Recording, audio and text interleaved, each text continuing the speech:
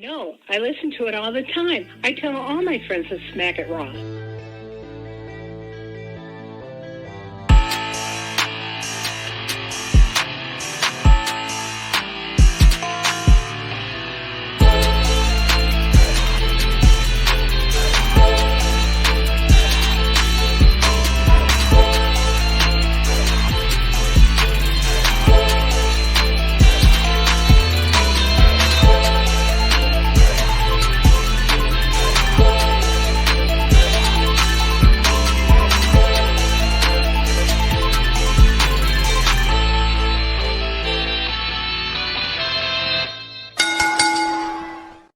Following podcast contains mature content. The views and opinions expressed by the host are not necessarily those of the host. Listener discretion is advised.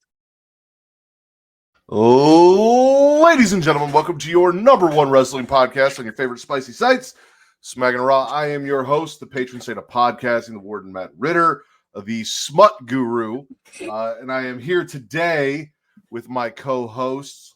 She is host of the She Elite Showcase. She is host of Inside the Mind, In the Crowd, Getting Off, Story Time with the pride of the She Elite Showcase, Miss Katie Kinsey Bay. Bay. Hey. And he is the purveyor of Rivet City Radio, host of Botch Spots and Chair Shots, Botch Spots After Dark. He is the Will, black and white, no gray. Hola, Mateo. Hola, Katie. I'm very glad to be here. I really like chocolate chip cookies, and when they come out of the oven, I would like some, please. Wait, what?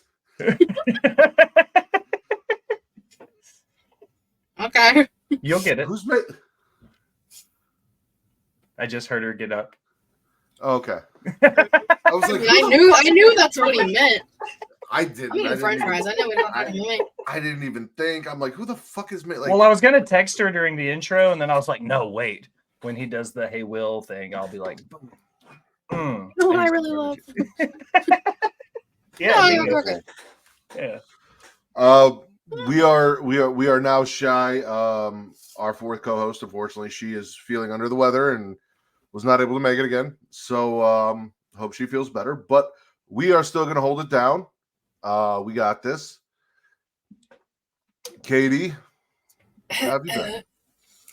I mean, good. Yeah, I guess I technically wasn't really like on the show last week. I am starting to peel on my forehead, which is very annoying. But no, I'm good. I was enjoying my pride. I'm here. Made some French fries. Good time. Pride last week and twitch.tv/creation world this week, ladies and gentlemen, where if you have an Amazon Prime subscription, you have Prime Gaming. If you have Prime Gaming, link that to your Twitch account.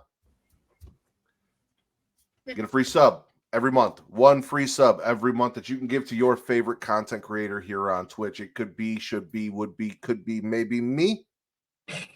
If not me, maybe her. Over at She Elite Showcase on twitch.tv/She Elite Showcase.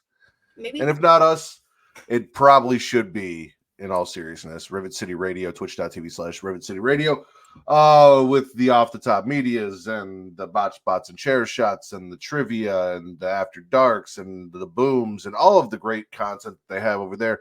Regardless, whatever your flavor of content is here on Twitch, if you have Amazon Prime and you have that subscription, do not let it go to waste. Please use it and give it to your favorite content creator.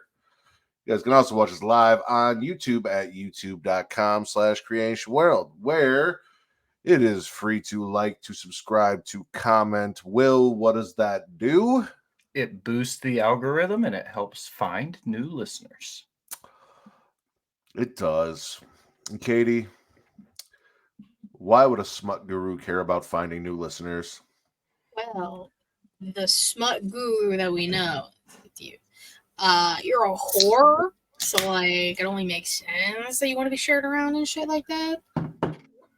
For your entertainment, ladies and gentlemen, I'm a whore for your likes, for your views, for your comments, for your entertainment as a whole. Your attention, really. If I am any sort of whore, it is absolutely an attention whore. That's why I do this show. which means not only do I want your attention, but I want the attention of everyone that you know and love that you think might want to give me their attention. So please go out to your friends, your sisters, your brothers, your cousins, your aunts, your uncles, grandparents, step family, whoever it is, where you're like, hey, you know, this guy's kind of cool. They might like him, or if not me, at least the guests he has on are fun and they might like them. Or, you know, we enjoy watching people spit or swallow on a weekly basis. Like, whatever your deal is, tell them about us, have them come watch us over at YouTube, have them like the show, have them subscribe to the channel, have them comment and say hi, let me know that they're there, and boost that algorithm, help us find new listeners. While they're there, I'm going to ask them to do one more thing. It's a little important. You should always do it while watching me on YouTube, and that's flick that bean, ladies and gentlemen. Hit that notification bell, get notified every time we go live. Thursdays at noon Central, 1 p.m. Eastern for the Creation Conversation.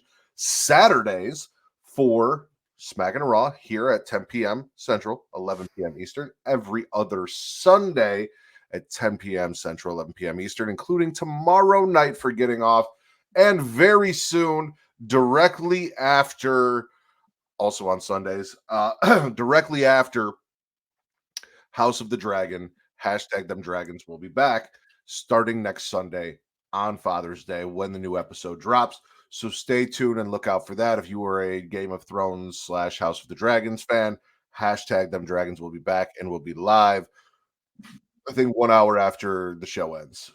So, Yeah. all that said, Yeah.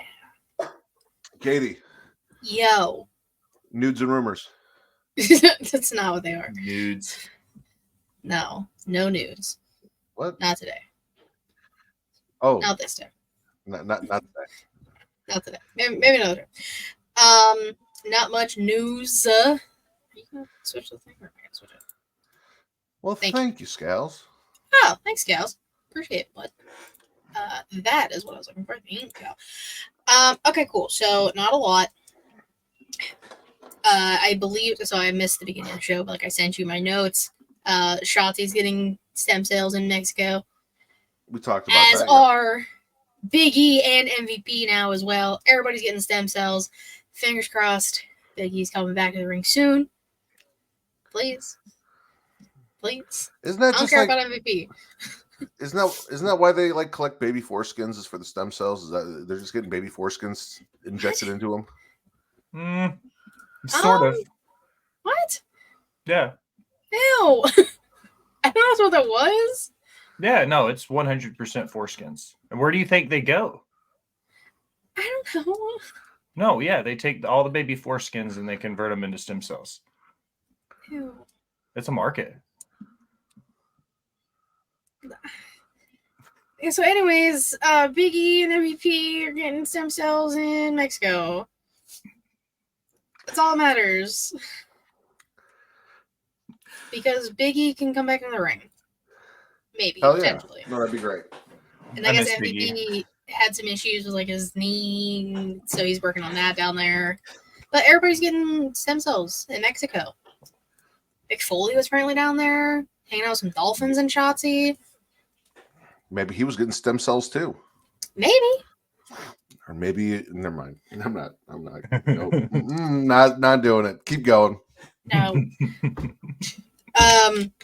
I talked about it on She Elite that Nikki Garcia, formerly known as Nikki Bella, is going to be on the newest season of Traitors, as it was described to me by Allison, because I had no idea what the fuck the show actually was. It's basically like Among Us meets Survivor, and there are like 3 traitors amongst these group of celebrities and personalities, and you have to like try and figure out who the traitor is, vote them out. If any of the traitors are left at the end, they win the money. If all the traitors are voted out, then everyone left gets to split the money. So Okay. yeah, so she'll be on that. That's fun. Yeah. Fuck around a little. Sure. And Alan Cummings is the host, and he's fucking awesome. So it's all that matters. Where am I? There. So we've had the NFL legacy titles. We've had the NBA legacy titles. We've had the MLB legacy titles. What's left, you may ask? The NHL legacy titles for the Stanley Cup champions. Obviously, they'll probably end up doing. Oh my god! I barely said it, and he showed up. That was crazy. You haven't even you just said NHL. You didn't even say the word. I didn't even finish. I said H, and he showed up. It was crazy.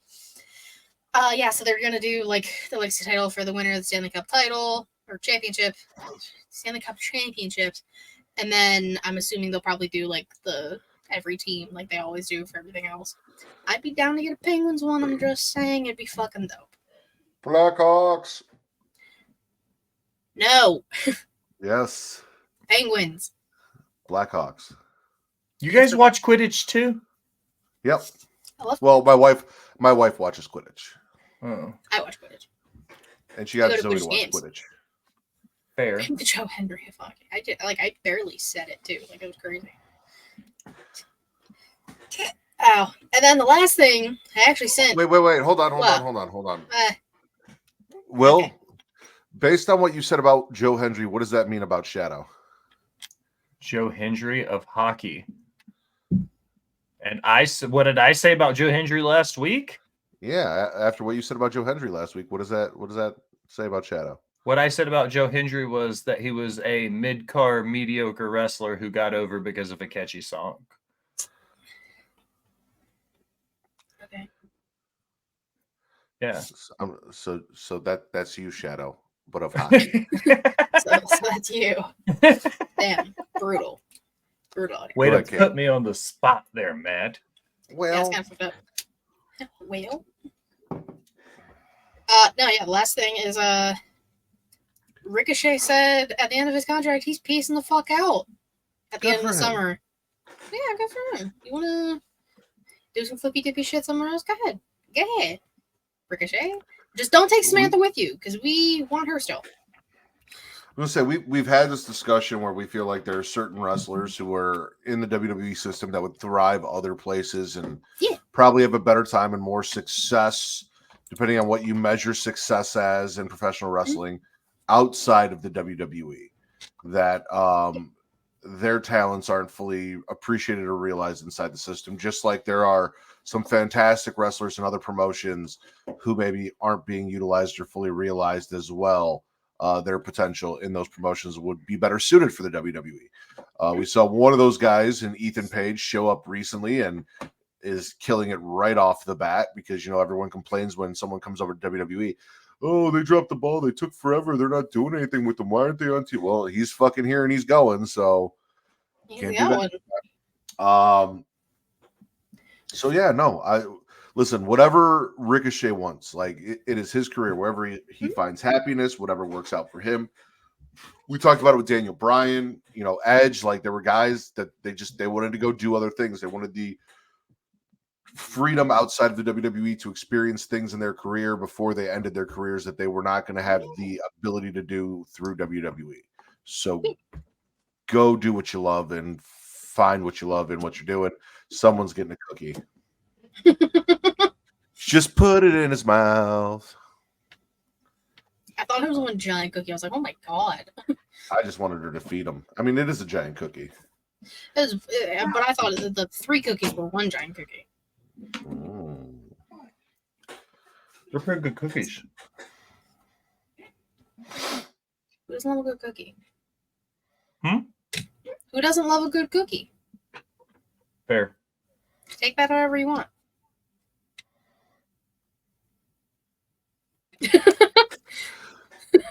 So that's it for Katie's news and rumors, which means, listen, Katie, I am not here to do what you do to me when I make comments like that and shame you or discourage you. I'm here to encourage it. Please talk about all of the cookies and the things that you want, especially this month. Get as dirty as you need to be. Come join us in the gutter. It's fun down here. Yeah, we'll see. Speaking of which, now I'm going to ask you guys a very simple question that I ask everybody every week. Will Gray, spit or swallow? Well, damn, those cookies are delicious. I should start a restaurant or something. No way. I was debating if I wanted to start on Wednesday or Thursday this week. And I'm going to start on Thursday. Okay. And I'm not going to spit something directly from TNA, but I'm going to spit something related to TNA. I'm going to spit Endeavor going to one streamer and asking him who should get the rights to stream TNA's anniversary show. And that guy turned around and gave it to his 5 buddies from his network. So everybody under one network banner are now going to be streaming TNA every week instead of spreading the wealth amongst, creators that actually cover TNA. So I'm spitting that TNA thought it was a good idea to allow a streamer to give the rights to TNA Wrestling out to say who they're allowed to do it, because it shows a lack of research or like a lack of respect. Because if they had done any research, they would realize all the people that are streaming were the same people who were a year ago, no offense, Matt, that were making comments like, there's only 5 people who fucking watch Impact. Why would I care? And now they're getting permission to stream the product over people who have been preaching that TNA has been the shit for the last 2 or 3 years. And on top of that, I'm one of those people that said that shit. So fuck you. Where's my TNA streaming rights? Oh, that's how that works? Okay. Yeah, no, I was talking shit. So let me be one of the people to like fucking eat crow and be like, oh, I'm going to stream TNA every week because I'm watching it now and now it's great. And I've been talking shit and I was wrong all. Let me be that person. Where are my rights, Endeavor? You don't get any. Listen, I'm not a woman in America. I have all the rights. I was just gonna say, oh my god, now you know what it's like to be a woman in America. Oh my god, crazy. So yeah, that's my first spit. Is Okay. TNA Fair. giving it to a streamer, and he picked all of his friends. Literally, they're all from the same podcast network. It's the same 5 shows. Great. It's if you're gonna let people stream, let people fucking stream it. Like, don't just be like these 5 are okay and fuck everyone. Because now I feel like the 5 people that watch the show are the 5 people that get to stream it. Even though Will's saying it's the 5 people that said only 5 people get to watch the show. But now, like, you're proving my point, TNA. Only 5 people watch your show, right? And you pick those 5. There they are. We know who they are now. You called us out anyway. Let's talk Impact, all right? Because I watched again this week. Wow, 2 weeks in a row. I'm so curious to see how Well, long this lasts. my $1 subscription lasted, and I'm kind of figuring things out, like what I do like and what I don't like. Okay. And I will tell you this: I'm spitting Jake something versus Khan. Now, Khan is Connor from the Ascension. I like what Connor, his whole presentation and all of that. I like what he was doing. Jake something is a stupid name. It is a very stupid name. And I don't like that somebody with a stupid name like Jake something defeated Khan. I don't know enough about Jake something to really draw an opinion. This was my first time. I've heard of him, but this is my first time like watching him. He was fine. It was 2 big meaty men slapping meat. It was what it was. I don't see how you get over with a name like Jake something. And that has kind of been my impression of TNA so far, watching it for 2 weeks, is there's a lot of stuff where I'm like, you have some talented people and some shitty gimmicks that aren't going to get over anywhere except for maybe here. And I don't know if it's for me. And we're going to talk about that more as we go through the show. But Jake something is the first iteration of this guy's kind of got something, but I'm not really sure it's for me. And your name is stupid and it's not working for me. And I much would have rather seen Khan go over. Wait till you see Shark Boy for the first time, or Curry I'm Man. familiar with Shark Boy, not Curry Man. Katie, spit or swallow. Okay, no surprise here. Mine is not from TNA. What? You might be the only one that watched Rampage, though, so you got us. No, I did not watch Rampage. Rampage. Nope. I didn't watch Collision because I wasn't home. I got home at like 10:30 because I was babysitting. I was watching Sydney Sweeney give birth to the Antichrist. So. Oh, that's fun. Yeah. You know, we all had a blast.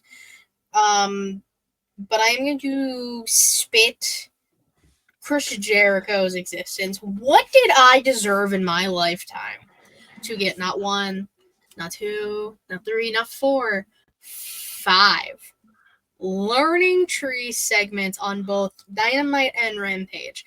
What did I do in a past life to deserve this man shout talking at people with like weird positive things? It's the dumbest thing I think I've seen in my 27 years of life, and that's saying some shit.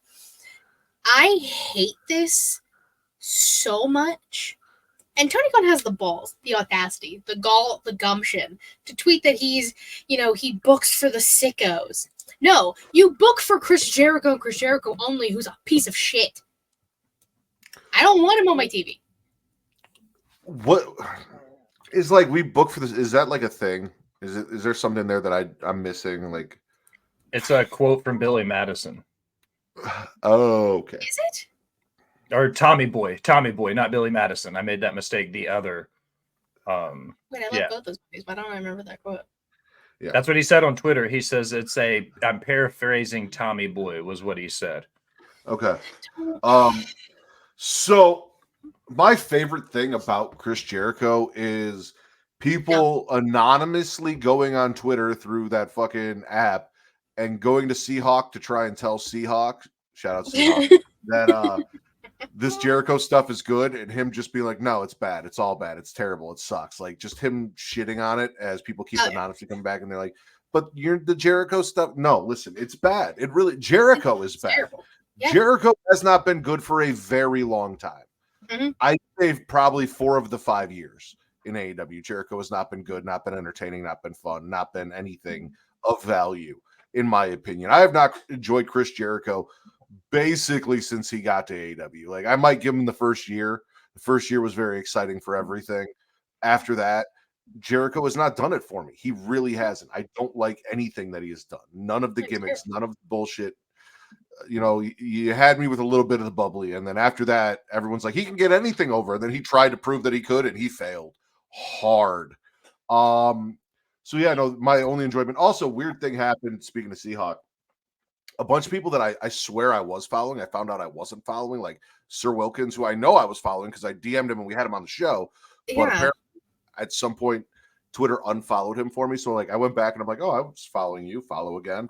Like I had to go refollow a bunch of people that I was following before. So, Seahawks interactions with these anonymous Jericho fans, because they don't have the balls to get on Twitter under their actual name and be like, Jericho's good, because they know they're going to get shit on because they know it's bad. So they anonymously go in and say, the Jericho stuff's so good. So like, yeah. It's bad. Yuck. Always shuts him down. He's like, this is fucking ass. Stop it. Nope. So, what's up, Will? Why are you smiling? I fucking hate Chris Jericho, guys, so much. We all do. What the problem is, and I say this all the time, is Chris Jericho innovated the game so many times up until AEW that in 5 years, the amount of bullshit that he's produced is starting to equal the first 30 years of his career. Like, he's doing so much damage since he got to AEW to all the cool shit he did up until then. Mateo, it's your show. You don't have to raise your hand. Well, I mean, I was proctoring that. Okay, so would you liken this to the, because I know he's a good friend of yours, the theory that people had about Vince Russo when he left WWE and went to WCW, how all of the good that happened in WWE had built up and then just kind of, like you said with Jericho, just kind of shit the bed in WCW? Something similar?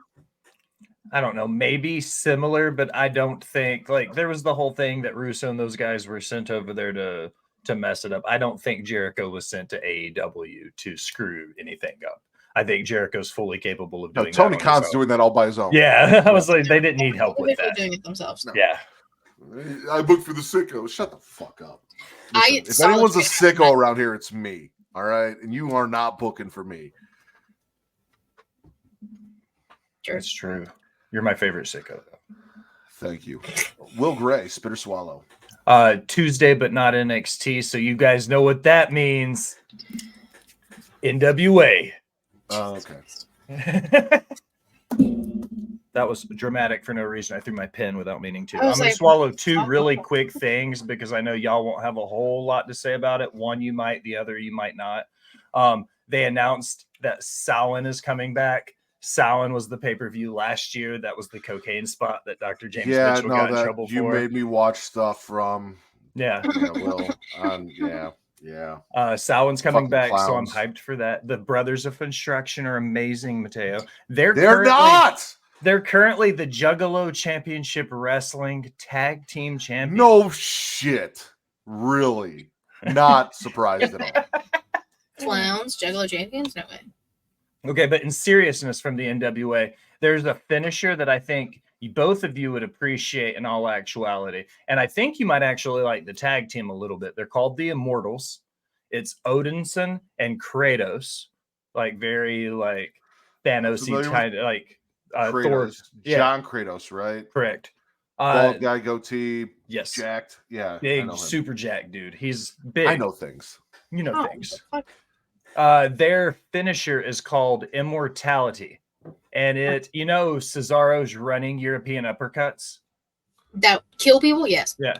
They do that off the top rope in a version of the Doomsday Device where Odinson, who is like 6 foot tall, 250 pounds, and just pure fucking muscle, gets on the top rope and does a jumping European uppercut off of Kratos' shoulders. It's called the Immortality, one of the dopest tag team finishers right now. Okay. Definitely worth finding and taking a look at. So I'm swallowing the finisher Immortality from the Immortals, which seems overkill, but I still like it. Okay. All right. That's my only. That's the only NWA thing. Last spit. Your European European uppercut.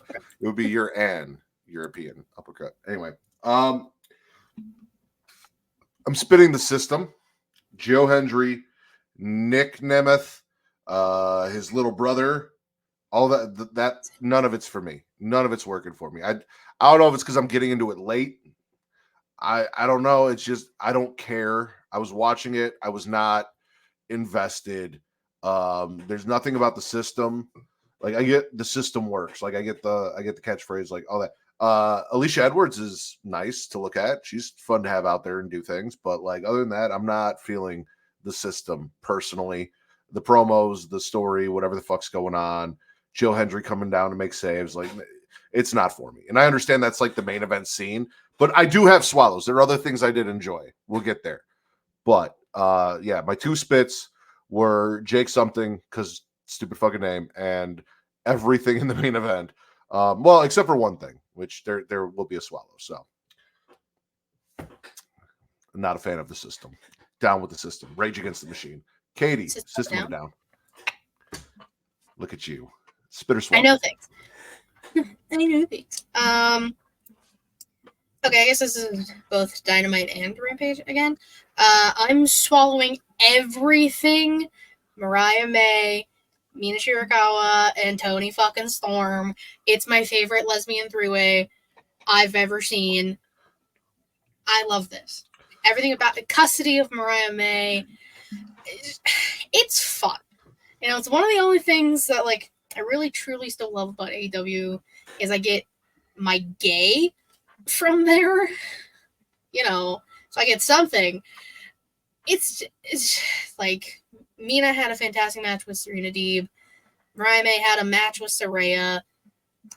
Tony faced Lady Frost on Collision tonight, but I didn't get to watch it. But I know it's probably a damn good match because Lady Frost is incredible and it's Tony fucking Storm. I don't want to buy Forbidden Door, but if I do, it's for this match and this match alone, basically for the custody of Mariah May.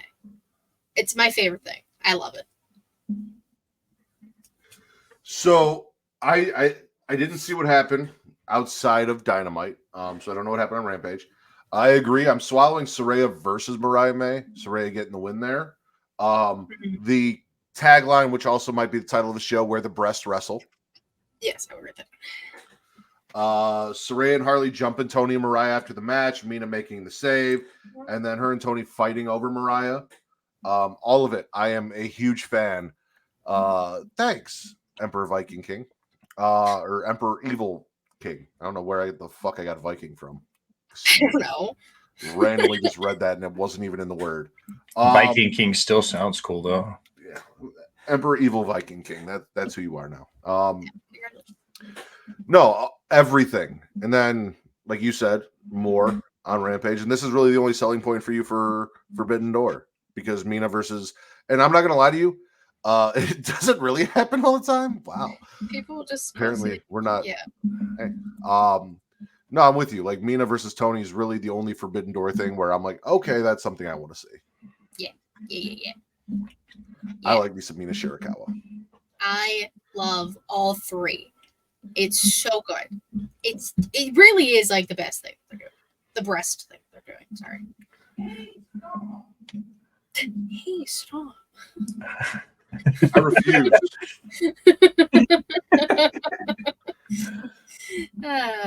It's like maybe if I sit real still, y'all didn't hear it. Oh no, I heard it. My ears like a fucking hawk. I can't see for shit. I can hear. I'm sorry. I'm trying to find. So I saw a picture earlier where it was like Mariah in the middle of Tony and Mina, and they were like, and I'm trying to find that for the thumbnail so I can send it to Vince. So. Oh wait, I think I. Hold on. Is that what I use for my thumbnail? Is it? I don't know. Like, I make mine like super, whatever. Hold on. Let me see. While you're doing that, Will spit or swallow. I'm going. What up, Jess? What's up, Jess? Hi, Jess. I'm gonna swallow Speedball Mountain, handing Ali the first L since leaving WWE. He didn't take the pin. Hin and Campaign Singh or whatever his tag team partner is, that random security campaign guy that was with him. I apologize for not knowing who that is, but I like the build-up with Trent Seven against Ali at Against All Odds for the X Division title. I think they're making it look like this could be the first time he takes the pin, eats the L, kind of knock him off his, knock him off the mountain, because he's been riding high doing the Ali World Tour for the last 4 or 5 months, and he has yet to be beaten until Thursday. He took the L in the tag match in his last match before the pay-per-view. So they're doing a good job of making it appear like Trent Seven might be the guy to finish the Ali World Tour. So I'm swallowing that. Okay, I know who those people are. He's like, yeah. I know who these people are. Fuck yeah, let's go, TNA. I just want to say Speedball Mountain sounds like a fucking party, because I don't know how many of you TNA fans or people that watch wrestling know what a fucking speedball is. Oh yeah, me and Bo make references to it regularly on Thursday nights. A speedball is when you mix heroin and cocaine. Okay, I just said cocaine, so I was kind of close. Yeah, very close. So yeah, no, a Speedball Mountain makes me think of like Tony Montana, but also Christopher from Sopranos. Anyway, yeah, no, I have it on there. Speedball Mountain defeat Ali and Campaign Singh. That was in my swallows. It's I've heard a lot about Speedball Mike Bailey. He's incredible. I've seen him wrestle live. Heard a lot. So this is my first time watching him. Obviously, I know Ali. Obviously, I know Trent Seven. It was a good tag match. I enjoyed the shit out of it. Like I said, Speedball Mountain sounds like a fucking party. So big swallow.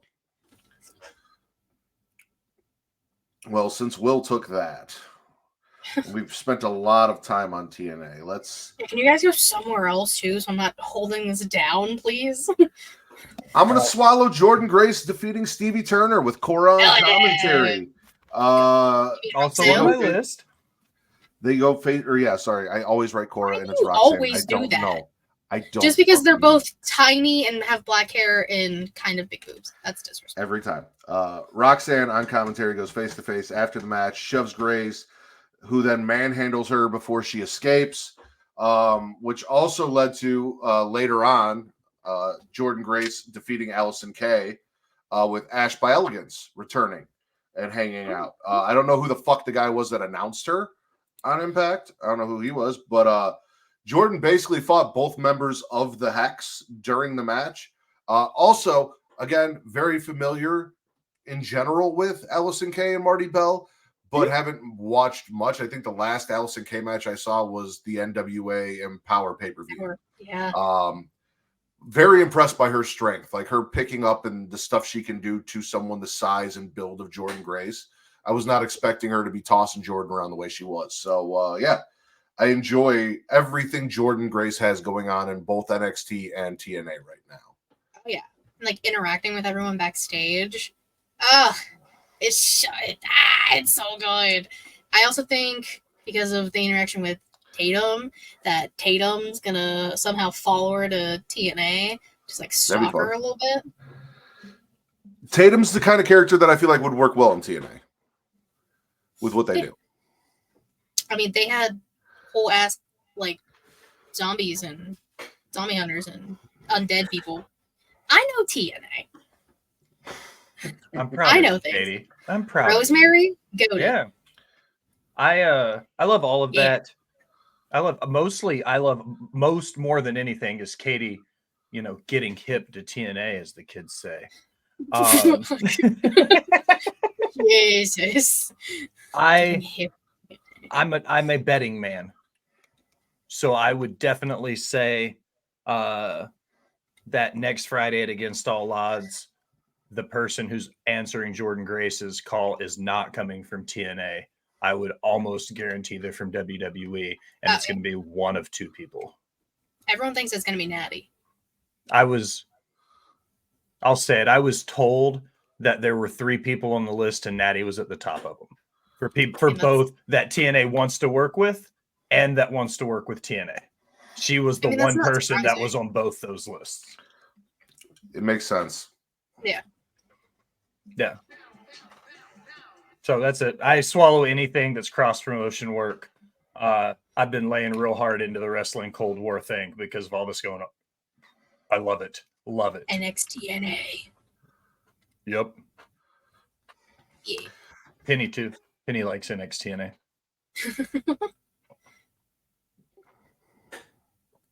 Katie, spit or swallow. It was a very short thing that happened, but it made me very excited. For the past few weeks, we've been seeing on NXT a certain somebody waking up who has been napping for quite some time. And when this person looked in the mirror before the mirror shattered, they had some spooky dark makeup on. We're getting spooky Wendy Chu, and I'm low-key fucking hype for it. I don't know what it's going to entail. I don't care. I love Wendy Chu. I miss Wendy Chu. A spooky Wendy Chu. I'm it. I wrote Sleepy Spooky Chu? Question mark. A Pikachu, perhaps. There's a lot happening. Spooky Chu. That's what mine say. Spooky Chu. Yeah, no. I have been a fan of Wendy Chu in all iterations. Sleepy, spooky, with Xylee, without Xylee, all of it. And I'm excited to see what they're going to do next. She's been gone for a while. We also had something kind of similar on TNA. we did though. Like there was a vignette, and it was a lot of mouth. I think it was Rosemary. Yeah, he's shaking his head. Yes. Oh, okay. Yeah, I'm pretty sure. I'm muted. I said yes. I'm sorry. I'm in between muting and unmuting because I'm gardening on my side, so I don't want to be too distracting. Oh, okay. Yeah. No. Yeah. I got you. Okay. Oh, I was like, yeah. I still took me a hot second. I was like, tired. I was like, no, he was not gardening. Crazy. Yeah, no. So, same kind of deal ish. A lot of her mouth, a lot of Rosemary mouth and poems and stuff, but like, down for all of the spooky. We love spooky bitches. So. Spooky bitches. Love spooky bitches. Love spooky witches. Spooky Chew. I also love spooky bitches and spooky chews. Why does spooky chew sound like something you call a vagina? Anyway, it does, doesn't it? Like, come on. I've been on this snoo tear for a long time, and I don't know where the fuck it came from, to be honest. Oh, snooze from the Planet Express and the Fry and the Leela and Oh, is that Bender. Futurama? Yes, Futurama. Matt Groening's not Simpsons show. Death by Snoo. Death by Snoo. Will? Yeah. Death by Spit Swallow. I would. That would the ultimate death would be in some sort of sexual environment, autoerotic asphyxiation. MJF, of course, I automatically have to swallow it. So I'm going to help Katie out. I'm going to go to Wednesday night's Dynamite. He came back. He still had the Triple H jacket on, the dope ass new Burberry Lion like t-shirt that's super fire. I hated the first show or the first t-shirt they announced when he came back, the Wolf of Wrestling shirt that looked like somebody made it in fucking Microsoft Paint. Like such a stupid basic ass shirt for your biggest star coming back. But when they released the Burberry Lion, I was like, that's fucking dope. I'm swallowing the fact that he called everybody on the fucking roster out, from TK to Will Ospreay to Swerve to Samoa Joe. Like, I'm a fan. If you guys don't know, No wait. I'm a MJF guy. Maxwell Swallow. Yeah. He came out and basically told us that he had also been doing some gardening because they're in Denver. So MJF is back. MJF is high. MJF is shooting merch was my first note. Big swallow. Firing shots at Ospreay and Swerve. Honestly, I missed MJF promos on AEW. I really fucking did. The man is everything that he says he is, and it sucks because he is as good as he fucking says he is, and he's a cocky asshole, but he's not fucking wrong. He's our scumbag. He's our scumbag. And Rush, big time Rush. Not a fan. Not a fan of the MJF. Not happy that he's back. They go back and forth. They start brawling. They have to be separated. So yeah, no. The fact that he's back, he's not immediately just going in to take out Swerve and take the title. He's doing a program with Rush. Should be a good time. So, they've been complaining that Rush is underutilized. Rush is so good. Well, here's the chance to prove to us how good Rush is. Yeah. That's what Rush was saying too. He's like, I was gone. Nobody made a fucking coming out party for me when I came back. It's like, it is the month of coming out parties. It is.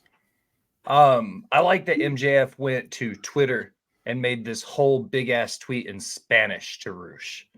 Like, did he? That's that little bit of extra that I like about MJF, is that he took the time to go out there to shit talk him in a language that he doesn't speak. Like, he cut a promo in 140 characters in a second language. Like, that's fucking baller. Like, that was cool. Speaking of the month of coming out parties, I've only got two more things, and then I'm done with TNA. I promise. Oh, Jesus Christ! Well, in honor of Pride Month, Giselle Shaw versus Shazza McKenzie. Okay. Giselle Shaw on the show, returning from, I believe, injury. Correct? Yeah. Came out, got the win over Shazza McKenzie. Shazza was fantastic. I enjoyed the match. I enjoyed the whole thing. So yeah, swallow there. Giselle Shaw, Shazza McKenzie. Be still my heart, Matt Ritter. You just swallowed a Shazza McKenzie match in 2024. I fucking love you. Wow. I thought 2023 was the year for wrestling. 2024 has blown my mind. Matt Ritter just swallowed a Shazza McKenzie match. And said her name properly. Yes, you did. Wow. Well played. Round of applause. It's growing up, Your Honor. Round of applause. I wouldn't go that far. Katie, spit or swallow. Yeah, I was just trying to be nice. We don't do that around here. Around these ports. No, fuck it. All right. Fuck the main roster, I guess. I'm going back to NXT. I'm swallowing the Women's North American Title Summit and the 6 women tag that happened later in the night, specifically the match itself, because it wasn't the teams you typically expect it to be. Baby faces on one team, heels on the other. Robert Stone and Ava said, "Nah, fuck that. We're gonna give it a little spice and switch it up." So you have Meechin and Miss Parker, Jada Parker on the same team, and then you have fucking Fallon and Kalani on the same team who can't stand each other. But who stood out in that match?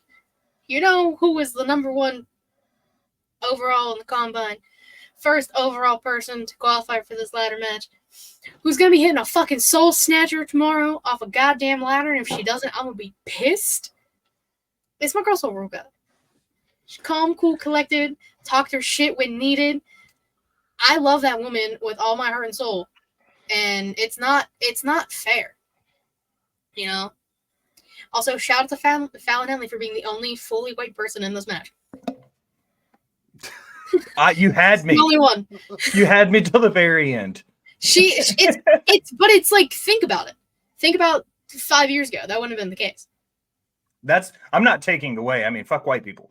But Sure. Fallon Henry. Shout out for being the only white person in the match is not the same as fuck white people. Neither here nor there. Go ahead, Will. Fallon Henry. Fuck Fallon Henry. She is like every girl on South Broadway. That is the reason why I don't ever want to have to go to South Broadway. Because they're all Fallon Henrys. Henley. Fallon Henry. Fallon Henry. I'm mispronouncing it. She gets an not Joe IWGP Henry. name. Yes. Fallon Henry. Alan Henry. You're combining a bunch of people. I kind of want to go to Broad Street now because I'm a big Fallon Henley fan. I, however, did not like the Summit. The tag match was cool. Well, that's the thing, though. Like, with all of these women here and what this is and for the North American title, not bad is not good enough for me, I think. It was It didn't do it. But you knew it was going to lead to a tag match of some capacity. The tag match was cool. That's all. The tag match was cool. But no, I wanted more from this. I want this to be built better. I wanted better than just, I should win the North American Women's Championship because I blah blah blah blah, and I should win it because I was not feeling that. Like, yeah, the tag match was cool, and yeah, it was a build the tag match, but it's something that they do a lot of, and I feel like we could have. It's been done a lot better, and we could have done better for it. So I'm spitting the Summit, swallowing the tag match. I mean, I wasn't like impressed by the Summit, but like I also wasn't surprised. Also, not a fan that Robert Stone is now the assistant GM or some shit. What else you want him to do? Von Wagner kicked rocks 8 weeks ago. You want my honest answer? Go home for Robert Stone. Yeah, nothing. Robert Stone's value peaked at getting run over by Shotzi Blackheart in a tank, ladies and gentlemen. That was it. That was a career highlight for him, in my opinion. That was peak Robert Stone. After that, it's been downhill. Don't need it. Well, because and here's why this is an issue for me, right? Because Ava is the GM now, but she's basically the assistant to Shawn Michaels. And now she has an assistant. So Stone is the assistant to the assistant. The assistant to the assistant general manager, isn't that what it is in the office? I don't know. I don't want to touch it. The assistant regional manager. Assistant to the regional manager. We don't need middle management or assistants for middle management. I mean, Ava's a busy lady. She got to deal with Roxanne's little bitch ass trying to fight her every chance she gets. I mean, listen, just let Roxanne do whatever the fuck Roxanne wants to do. No, Roxanne should respect her GM. I would put money on the fact that long-term Roxanne Perez. Do you respect Adam Pearce? No, but I respect Nick Aldis. Also true. Suck it. So that was Katie. So Will, spit or swallow? Good job. Math. I'll go to Raw. I'm going to swallow R-Truth giving life advice to Carlito about Judgment Day. 2. I'm sorry. What? 2 + 2 = you, Will Gray. Not. I wasn't talking to you. I was talking to Will. What did Will say? I got distracted. I was real confused. I was reading my Carlito. notes when I looked up. It looked like you guys were doing like gang Carlito. signs to each other, and I was like, "What am I missing?" You know, Scissor I can gang see all it. day. Scissor gangs. I'm swallowing our truth, giving friendship advice to Carlito about Judgment Day. Oh, You know, our truth. kicking you when you're down and kicking you when you're up, and you know, like the best times and the worst of times. Sounds like he's like attempting to quote Charles Dickens. But I love our truth. He's a national treasure. I will swallow him every time he shows up on my TV. All day, every day, twice on Monday. All day, every day, 24/7, 365. I'm doing my best Kyle throwback Smack Raw impression with Katie and Will here. So you know, I'm doing my best here, Kyle. I'm glad you stopped by. Good to see you, bud. Yeah, no, we love our truth. We love our truth. All right, last thing, and then we're done with Impact. Oh my god! I told you we had 2 things left. Last Giselle Ciara had this. I am swallowing preemptively, depending on how bad it is. I may spit it next week, but we got a teaser for the Broken Matt Hardy family, Adams family invitation for the system to show up at the Hardy compound and come see his family. Rebby is there with the tramp stamp out on the piano playing the Adams family theme, and they did the snap thing, and they had the butler and the kids and Matt Hardy. If you're gonna have Matt Hardy be somewhere, do something. I feel like this is the place and this is the thing. This is where Broken Matt Hardy kind of became a thing and got popular and famous, and this is where it's going to work for him. And if our only other viable option in the main event for Moose is Joe Hendry, then sure, let's go Matt Hardy.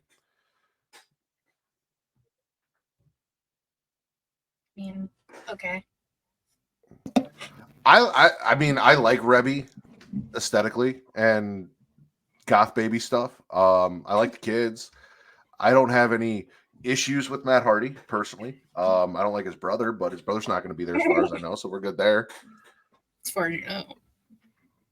Give it time. Brother Nero could show up. Who knows? I'll be at that invitational fucking thing or whatever the hell next week. Don't worry. So I'm a pretty big Matt Hardy fan.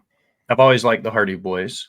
I like Broken Matt Hardy. There's one thing about this Rebby Hardy relationship that's a little bit of a red flag, and I'm not here to make accusations, but it was her TikTok. Oh, yeah, no, I remember. She made a TikTok about meeting Matt Hardy at 13 and then flash forwarding 12 years or whatever the fuck it is, and now she's been married to him and has 4 kids or whatever. And I was like, you said in the first slide you were 13 when you met him, and now you're married to him with 4 kids. That's not a great look for Matt. Like, no, and I get what she means. I was a fan. I ran into him, and all of these years later, we came back, blah, blah, blah. And I don't know what the age difference is there. Poor phrasing. There was also a lot of drama about them, like, splitting up. Her accusing him of cheating and some stuff, which... ironic that the guy whose most famous angle on TV was being cheated on might be cheating on his wife. But that's kind of my point too, though, Matt, is like she will make these outlandish tweets and do all this outlandish shit, and then she'll say something like that, and it's like, you know, what is it? Black and white, no gray, right? Like, we can only take what you give us. And when you say things like that, but then you also talk about him cheating on her and all the other like shiesty things she makes very public because she feels like she needs to, just not a good look for Matt. Not a good look for Matt. Not this Matt. This Matt always looks no good. Matt Hardy, not Matt Ritter. Okay, Katie, we're all done with Impact. I don't believe you. One more. You'll find a way. Well, I'm all done with Impact. Life finds a way. And before you do your next Spitter Swallow, ladies and gentlemen, I want to tell you about something fun, something educational, something entertaining. I want to tell you guys about patreon.com/creationworld, where for $1 you get 3 shows. $1, 3 shows. Return to Wrestling with Matt and Travis, where we go back, we watch old school WCW, starting with the very first Nitro, and we work our way all the way up to our latest episode, which will be dropping this month, World War III 1998, which means if you buy now, you get the episode that's available now, which is Halloween Havoc 1998, as well as you'll be all ready to go when World War III 1998 drops later this month. You also get If You Have to Ask with me and my wife, Kate, where we do Am I the Asshole posts. We go to Reddit, read those. Our latest episode for that is also available. Danny hit me up, asked when she could be back on, so I'm assuming she will be back on this month. So that is coming very soon. And you get Multiverse with Travis and Mara, where they break down DC animated films. So if you are a fan of DC animation or the animated films, go check that out as well. And you get all of that for $1. But if you guys pay more, you get more. Not less, more. You get all that plus more as the tiers go higher. And as the tiers go higher, you get things like this show ad-free. But since you are watching us live, we've got some sponsors. I said it last week, and I didn't realize I played the wrong sponsor last week, so I'm going to play the right one this time. This is my favorite sponsor. So, Travis, tell them about all of my things. Spice things up in the bedroom. Then it's time to check out Adam and Eve. Did you see Adam and Eve is the leading adult toy store that offers a wide range of products to help you explore your sexual desires. Whether you're looking for something to use solo or with a partner, they have everything you need to satisfy your cravings. From vibrators to lingerie, bondage gear to lubricants, AdamandEve.com has it all. And the best part, you can shop with confidence, knowing that all their products are of high quality and backed by a 100% satisfaction guarantee. That means whether you bought a dildo, sex swing, penis ring, vibrator, anal sex toy, bondage toy, couples toy, lube, or accessory, you can get a refund within 90 days if you're not 100% satisfied. No questions asked. And right now, as a special offer to our listeners, Adam and Eve is giving you 50% off almost any item on their website. That's right, 50% off. And if you act now, you'll also get free shipping. So go to adamandeve.creationworld.com and use the offer code EROTICA at checkout. That's erotica at adamandeve.creationworld.com for 50% off almost any item and free shipping. Don't wait. This offer won't last very long. The link is in the description.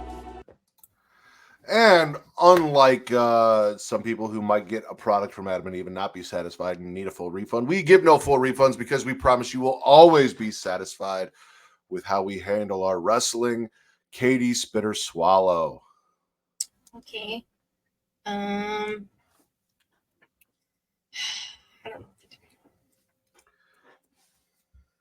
I'll go to Monday Night Raw. I'll swallow Sheamus and Ludwig Kaiser. What a match. What a fantastic match it was to kick off the show. You know, Sheamus has always been good.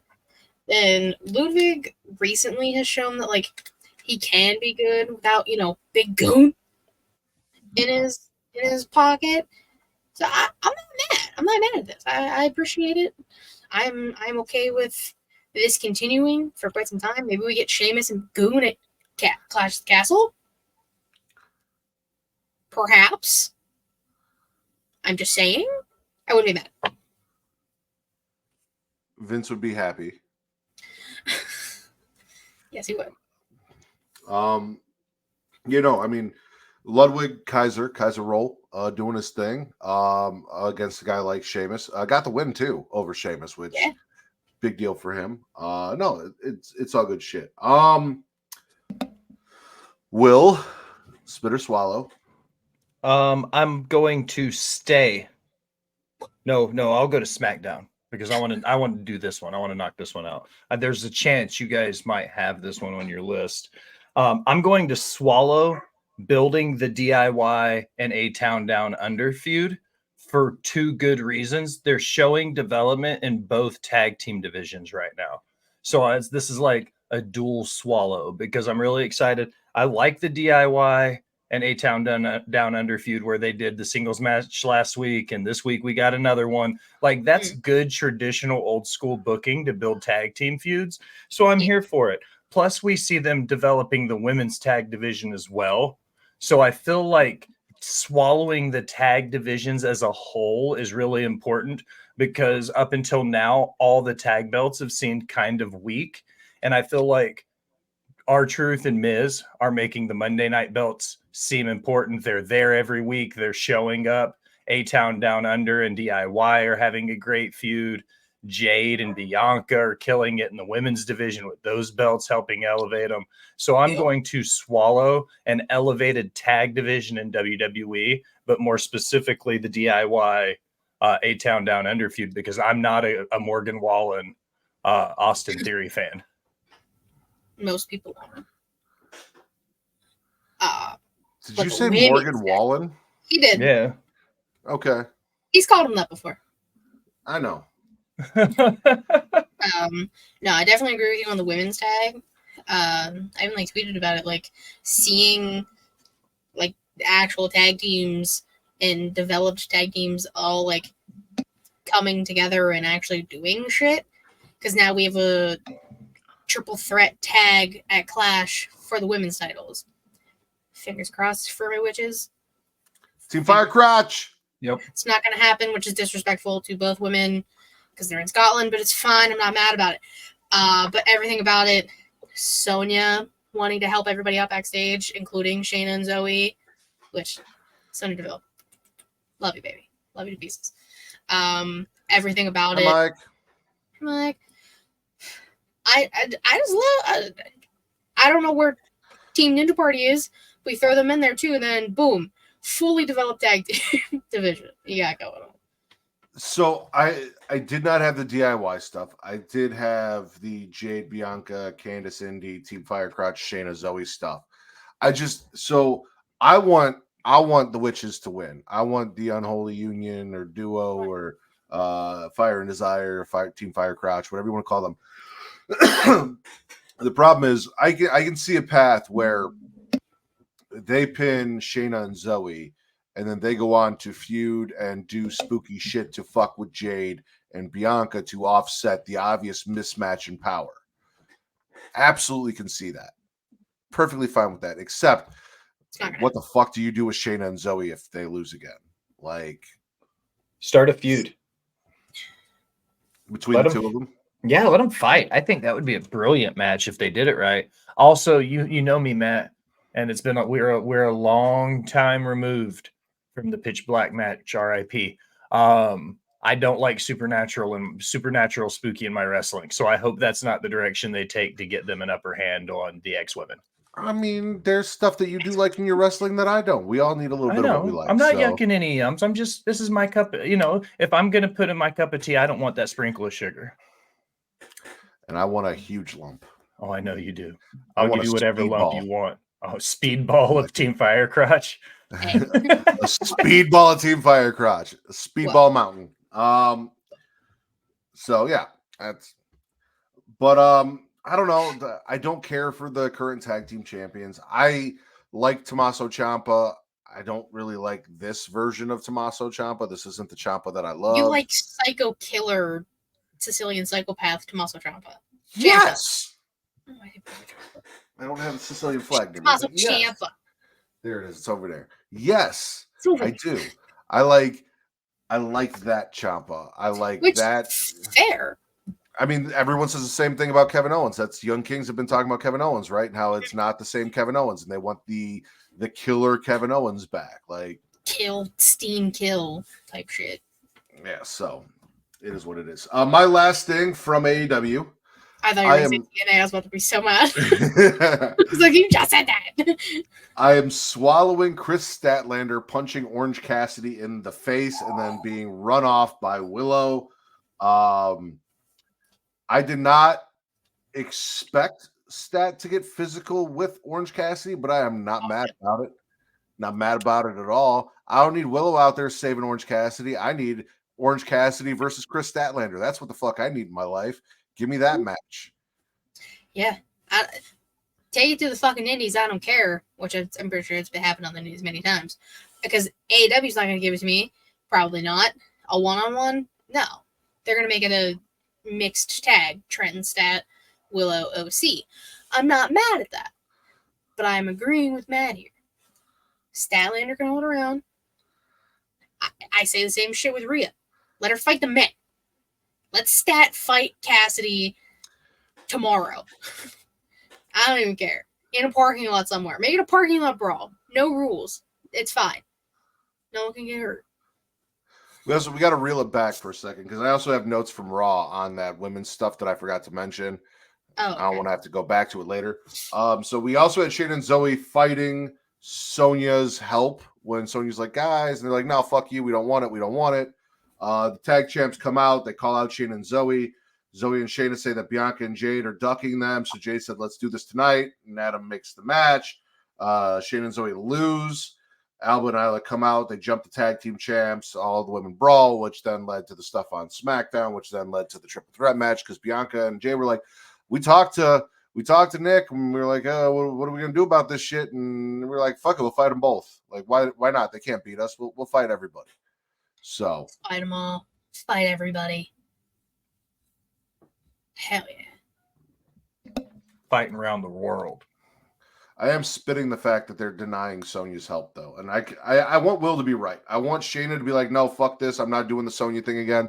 And Zoe being like, you know what? I'm sick of losing. I'm going to go with Sonya and let that be where they split and then they feud. And it's Zoe with Sonya in her corner versus Shayna. I could get behind that. I could get behind Sonya, but I'm not allowed. You are allowed. Bazinga. Well, I mean, listen, there are all sorts of relationships, Katie. All you have to do is ask for consent. Hey, her wife's You're allowed to do whatever you want. Hmm? So, Hey, send Panda gifts. I didn't work for Travis. Yeah, you're right. It didn't work for Travis, which means it could work for you. Travis was targeting a completely different person, a whole different demographic. It was coming from a dude. Like, it's not the same. Send Panda gifts. True. See what happens. It's worth a shot. We'll see. You gotta shoot your shot. But anyway, instead of shooting your shot, spit or swallow. Oh yeah, I guess it is my turn. I'm going to. Oh, I'm gonna swallow Ricochet getting his ass beat by you know who, Braun Breaker. Yeah, I didn't get to do it last week, so like, I really needed to like hype it up this week. I love Braun Breaker. He's so fast and he's so cool and he's such a cocky piece of shit, but it works because he can back it up. Same thing with Carmella. 9 times out of 10, Melo can back it up. But Braun consistently is backing shit up. I think it's him and Dragunov on Monday, which like we've seen. It's great shit. I'm in. Give me a triple threat between 3 of them for funsies at Clash of the Castle. I don't even care. I just want people to beat each other up, specifically Dragunov and Braun Breaker. But Ricochet gets his flowers for going in there with taped up ribs against a man who spared the holy ghost out of him the week prior.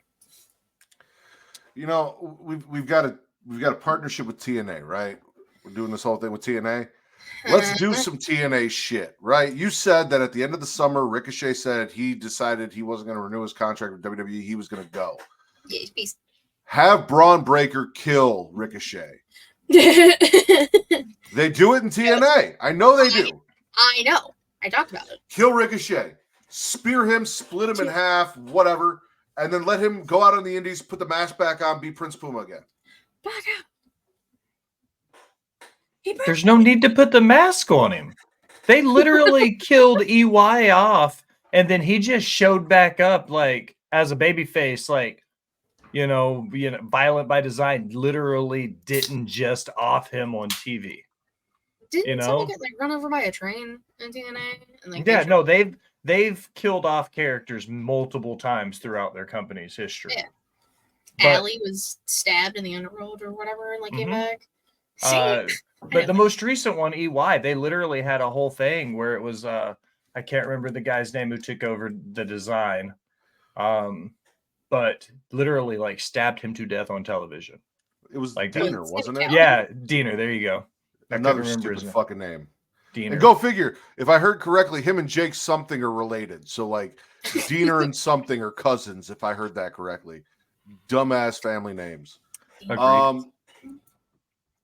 But yeah, no, kill him off. Poor Samantha though had to like announce Braun defeating Ricochet, and then watch after she announced that this man just defeated her boy, just him beat the shit out of him before Dragunov came down to make the save. Listen, I don't give a fuck what anyone says on the internet. I don't give a fuck what you people think. The videos of Samantha reacting to Ricochet in any way, shape, or form, whether he's getting smashed or he is doing crazy shit, sitting ringside, I enjoy the shit out of it. I enjoy the emotion that she puts into it. It is fun. It is entertaining. It is good shit.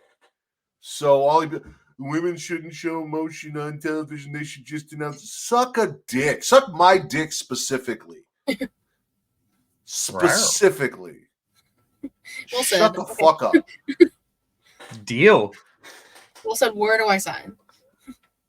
Well, hey, apparently we're at 500 subscribers on YouTube now. So from what I heard last week, Will did get his dick sucked. Apparently he made a stop in Atlanta at some point in the last week. What? Mm-hmm. I said on the show, whose dick does Travis have to suck for us to get 500 subs on YouTube? Oh my God. And Will volunteered. And I said, and now we have 500 subs on YouTube. So I'm just assuming, like, Jesus. I'm not. I'm neither. Sucked. Yeah, I'm not saying that fellatio was involved. He's neither confirming but nor denying. Exactly. I mean, he pleads the fifth. Yeah. I'm your lawyer now. Well, so. Will, you got spit or swallow, but I'm gonna need you to spit or swallow. Coming from Raw, this is super important. Okay, like this is really important. Okay. New Day. All right, I swallow New Day forever, no matter what. Mm-hmm. I'm gargling them teasing. This is the first time in their entire existence they're hinting and teasing that there's a crack in the New Day armor with this Karrion Kross AOP stuff where he's talking to both guys like separately and he's like convincing Kofi that like whatever, like I love it, but I'm also a little terrified because I've heard all three members say they would never do an angle where they break up. They're the New Day forever. And now this is the first time where I've seen it where I'm like, this seems to be like there's a crack in the armor here. And I like it, but I don't think I like it. So I'm gargling undecidedly this New Day angle with Karrion Kross and AOP. I'm going to fist fight Karrion Kross if he breaks up the New Day. I'm not wiling out here. Like that's obviously what they're doing, right? Like I feel like they're doing a great job with it too, because they've never even made it seem like that was a possibility until now. And that's why I'm so uneasy about it. Continue Cross teasing this shit? No, they don't have to do it eventually. Shush. No. You can tease us for a little bit, and then when we think that they're gonna break up, they have us in the palm of their hands. Big E comes back, glue the whole New Day together, and all is right with the world. Okay. You'll see. You'll see. No, I don't want Karrion Kross's grubby little hands all over the New Day. Shit, he drives a shitty little hatchback. It makes me. I don't want the New Day to break up. I don't want the New Day to break up. One of the pure things in life. They are. No, well, it is. But another pure thing in life, ladies and gentlemen, your Heritage Cup champion, the Don Tony D'Angelo, defends the Heritage Cup against Damon Kemp. Why do you sound like the announcer at a horse race? Because I am. No. Tony D comes out. They do the whole, like, who's going to defend the title, and everyone steps back to fuck with them, which was great. And then Tony's like, nah, I got this, which I like. Like, I like that they're like, oh, you guys did the catch clause, and if you guys did the catch clause, we can do the catch clause. But Tony's like, I'm still going to be the one. This is my shit. I'm going to defend it. You got the win over Damon Kemp. I don't know what the fuck was going on with Charlie Dempsey trying his hardest to be Italian, just funny. Talking in the mirror, pretending to be Robert De Niro as hard as he could. It reminded me a little bit of the fucking Are you talking to me from WrestleMania Goes Hollywood the first time? Yep. Mm-hmm. I love the gym scene. Sorry, Katie, go ahead. No, go ahead. No, I loved the gym scene. The whole thing where he walks up and he's like, "Are we going to continue to talk to ourselves through the mirror?"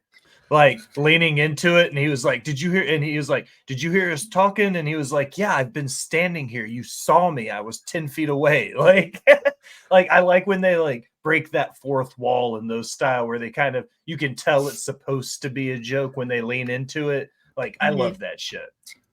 Yeah. Baby Regal's going through a identity crisis right now because like he looks British, isn't British. Now he wants to be Italian because Italians, and he keeps trying to get David Kemp to say capiche, and he's like, I don't even know what that means. And it's just funny shit. I tweeted, and Matt liked my tweet. I want Rizzo to defend that Heritage Cup title against someone for fun, and just fuck around a little. She's a scrapper. Let her get her hands in there. Come on. For funsies. For funsies. Rizzo for funsies. No, like I said, for the heritage, baby. The Italian heritage, for the heritage. We love to see it. The family. Yeah. My family. Katie, spit or swallow. My family. Sorry. Choking. I'm gonna go back to Dynamite. I'm gonna swallow the Danny Garcia promo vignette thing. I completely forgot he was the wrestler that got in that car wreck and broke both his legs. I completely forgot that was Danny Garcia.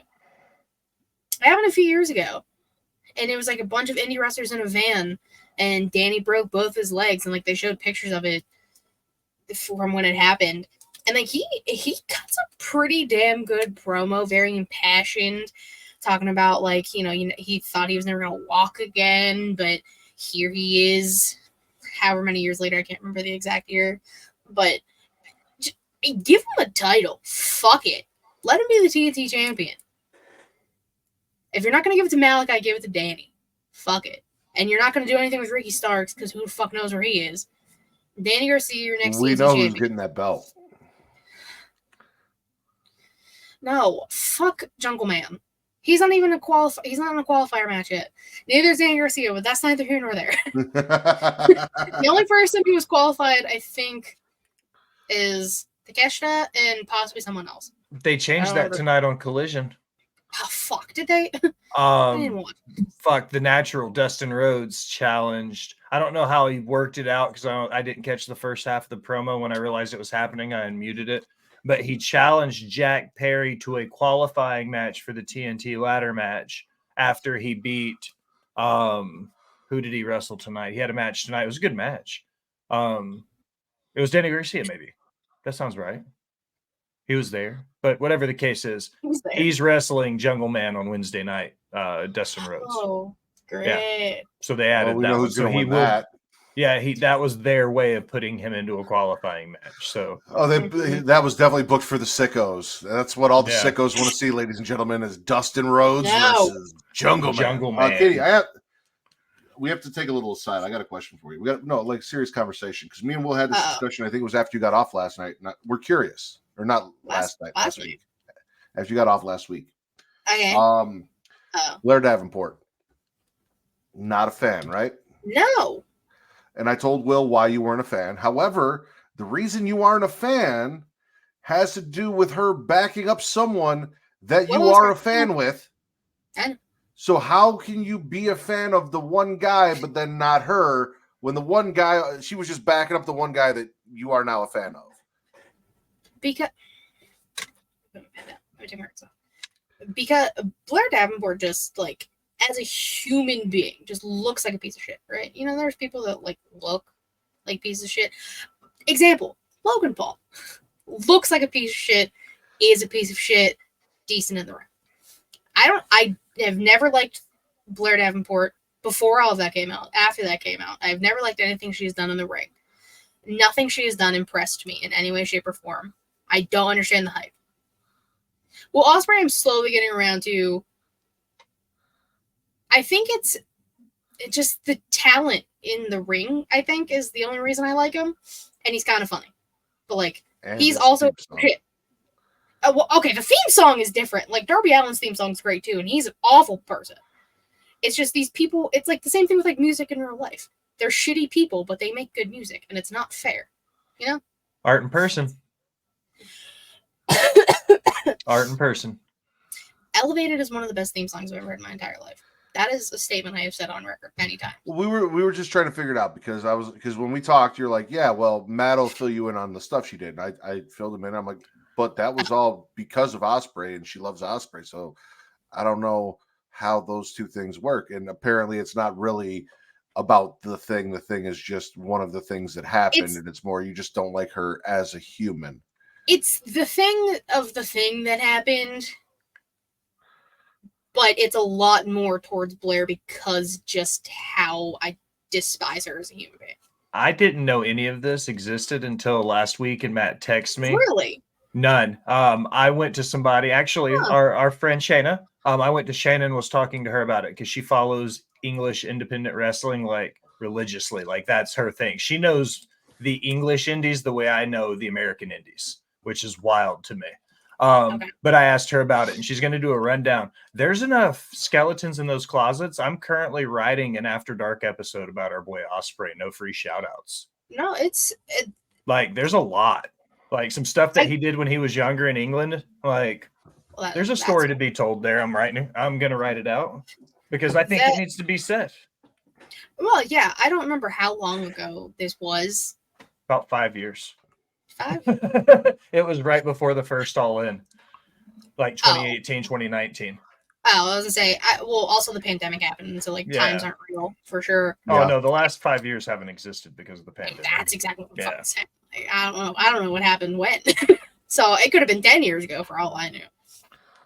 I just remember it coming out, and then all of it happened. But then like but it's also the same thing with the men is they never get the backlash that they should. Darby, Jericho, Flair, Osprey. I can't think of anyone else.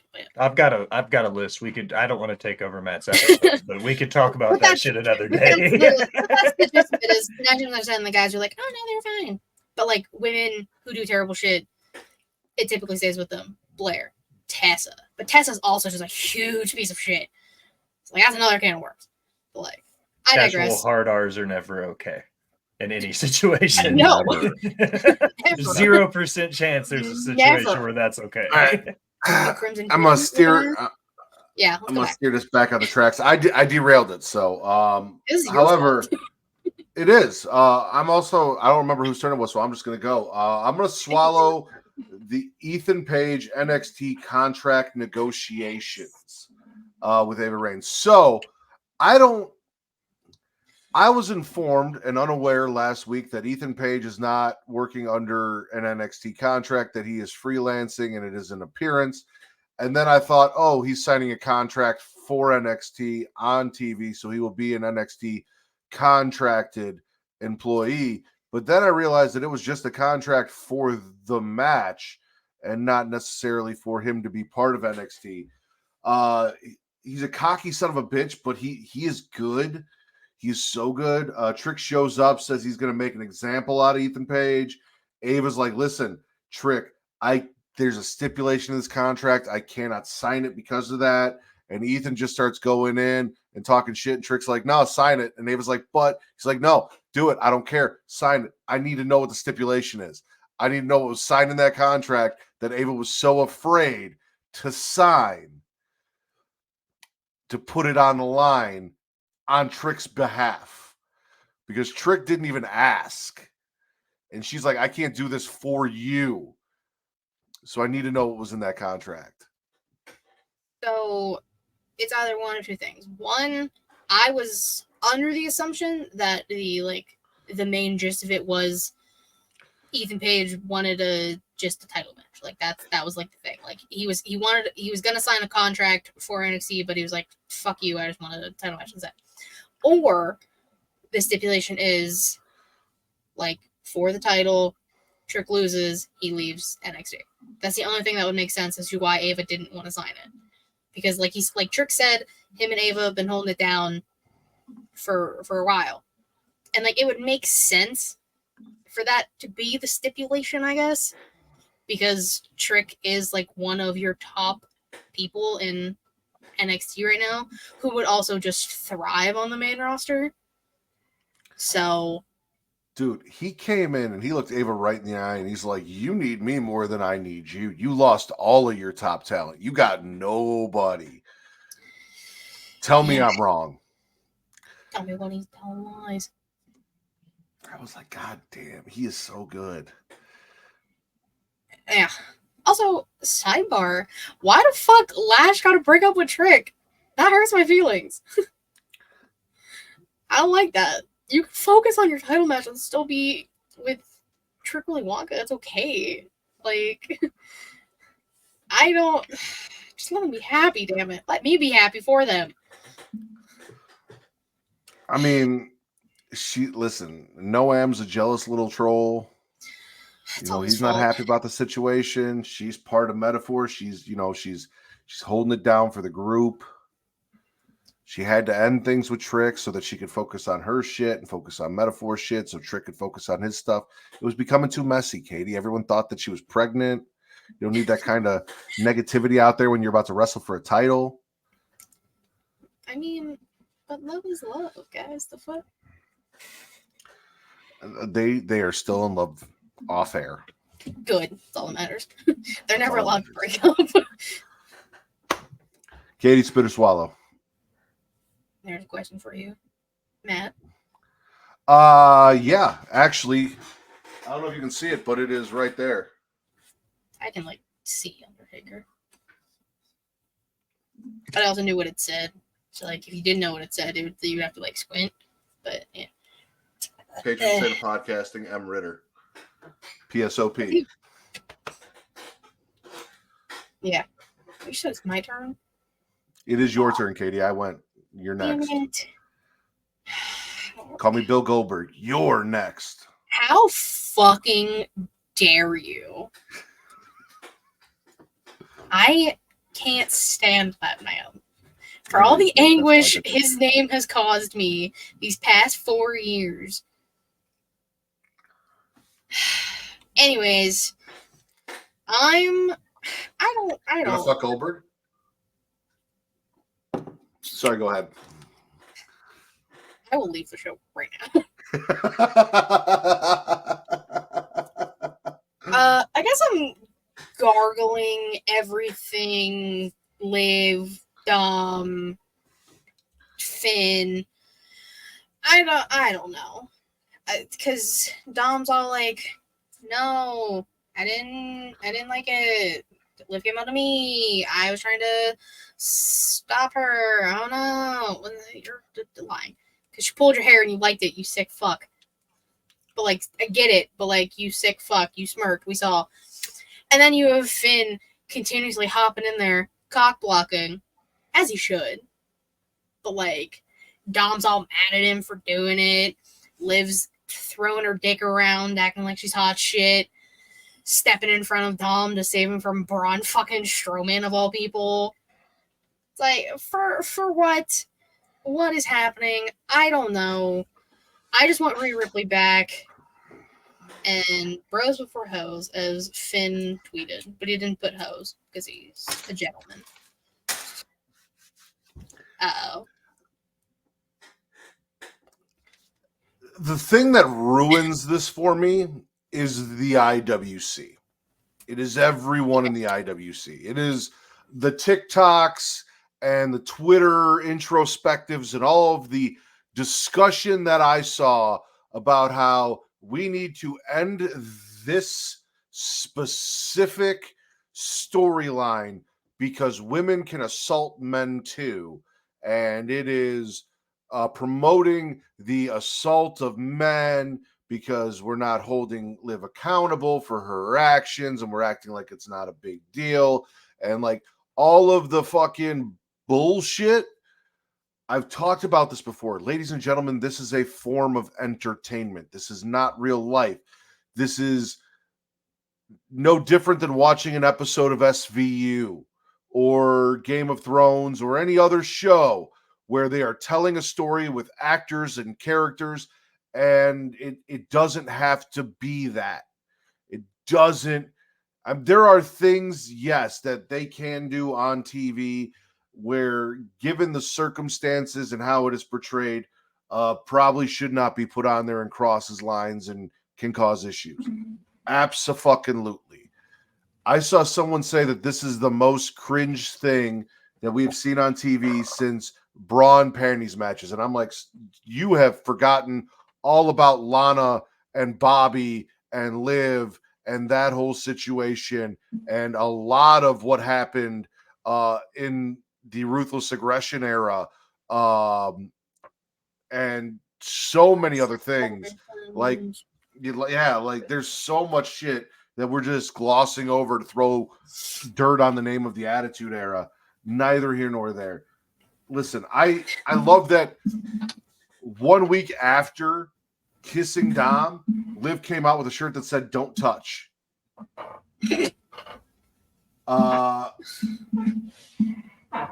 Apparently, kissing Dom was the cherry on top for her. Apparently, touching Dom cured his fucking arm because he went from sling to no sling in the same night after getting felt up.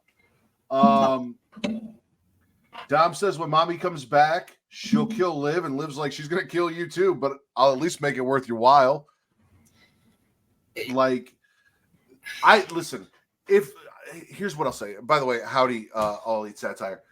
If it's not for you, if this is a trigger thing for you, if this bothers you, absolutely change the channel, shut it off, don't watch the segments, whatever. It doesn't need to be we need to take it the fuck off TV because I don't like it or it makes me uncomfortable. Can I throw a rebuttal in here for you? Go ahead. Before I do, I want to make it very clear. I don't like Liv Morgan for a ton of reasons that have nothing to do with this story. She's not my cup of tea. I don't think she's a convincing worker or talker. Like, there are things about Liv that I don't appreciate. I'm coming from a network perspective, okay? This isn't my view, but this is the view of somebody I asked who made a video of what you're talking about, because I asked, are you serious? Okay? And I asked them that because I was like, it seemed kind of outlandish. Okay, when I first heard it, and I know the person well, he and I are close, so I didn't feel like I was crossing any lines by asking him. And he goes, here's the perspective, Will. He goes, when I worked where I worked, before I would do anything that would go on TV, I had to send it to the TV guys. You know what I mean? And they had to approve it before it could ever hit the airwaves. And he said, this is the double standard in television that makes it a little bit cringe, is because you could send this story to the network and be a man doing it to a woman, and they would say no because of what that would demonstrate. But he goes, at the same time, you can do it with a female character to a male character, and the same network will tell you it's okay. He goes, that's a double standard, because saying it's okay for a woman to do it to a man, but it's not okay for a man to do it to a woman. And that's coming from somebody who worked with television and putting wrestling out there. So, like, it made sense to me. I don't necessarily agree with it, but the way he put it out there made sense. He was like, yes and no, because you have come around to a thing that I have told you early on in our relationship, that this is not a wrestling show. No, it's a TV this show. This is a TV show about pro wrestling. 100%. It is on at a time slot similar to and often after shows that show far worse. Agreed. Things being done to both men and women on a network that does allow these things. You know, so again, we're watching a TV show and we need to watch it as a TV show. Well, I hear you. There are also 1,000,001 fucking things that are a double standard the other way that we just allow and let go and don't, you know, you don't get to pick and choose what is and what isn't a double standard only when, in my opinion, it suits your narrative. Like, you guys both know me super well. That's why I started that conversation by going, I don't necessarily agree with this. Right. But I just had that conversation. It was fresh on my mind. That's why I was coming to you from his perspective. Because going into the conversation with him, I had the same perspective you did. I was like, it's a TV show. Like, this isn't Liv, the person, going after Dominic, the person, in real life. It's Liv, a character, having a part written for her for Dom, a character. They're both in relationships outside. Dom just got married. It was super vocal. And the way he described it to me, I was just trying to describe how he did it. You know what I mean? No, the way it and was I get described that, to and me. I'm not saying again, when you sit here and you say, okay, there's a double standard, it's okay. And it sounds like your issue is more so with the double standard than the actual thing going on. Like the double standard bothers you and you're pointing that out and you're making it an issue because of the double standard more so than what is actually happening on TV. When it's presented to me like that, that's kind of the way I see it. And I take it is the double standard bothers you more than the actual product. And that might not be true. I don't know. It's just, like I said, fucking Law and Order comes on right before the show, right? Like it is sandwiched between Law and Order and whatever the fuck else comes on after the show. It's on a network. New Zealand. It's sure. Like That's what it is. I have no idea. You're gonna see that stuff on this channel on other shows. And I understand Dominic's getting booed, Liv's getting cheered, and how that might be a negative perception. Like, oh, people are cheering for Liv Morgan and she's doing this bad stuff. But the end goal is Rhea comes back and Liv gets booed and Rhea gets cheered. That's the end goal. Liv being a bad person and doing this shit, and Rhea coming back for revenge after Liv was getting revenge. Like, and if bad people have consequences to their actions, then I don't see an issue with putting their actions on TV as long as the consequences are paid out. That's the whole point of storytelling, right? Person did something bad, and then the story is them getting comeuppance for the shit that they've been doing. You have to fucking get there. Bailey was a terrible person for many a year with Damage Control, and then once Damage Control beat the shit out of her and she split, she dealt with ramifications. Nobody wanted to team up with Bailey because nobody trusted Bailey. Ramifications for being a bad person. Yep. I just don't like this needs to be taken off air immediately. It offends me, that whole thing, right? Because this, in my personal opinion, and again, if it is a triggering thing for people, I understand that. Do not watch when you hear Liv's music, when you see Dom come out, change the channel, come back after, right? Like, don't watch it. We don't need to take everything off the air that makes somebody uncomfortable, because if we do that, there will be nothing on the air.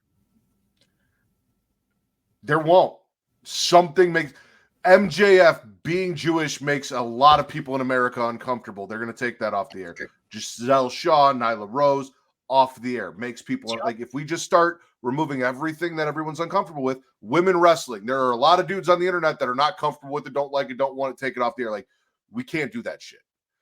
This is not, in my opinion, truly crossing any boundaries that it's like, okay, no, they've gone too far. This needs to go. Like, it hasn't.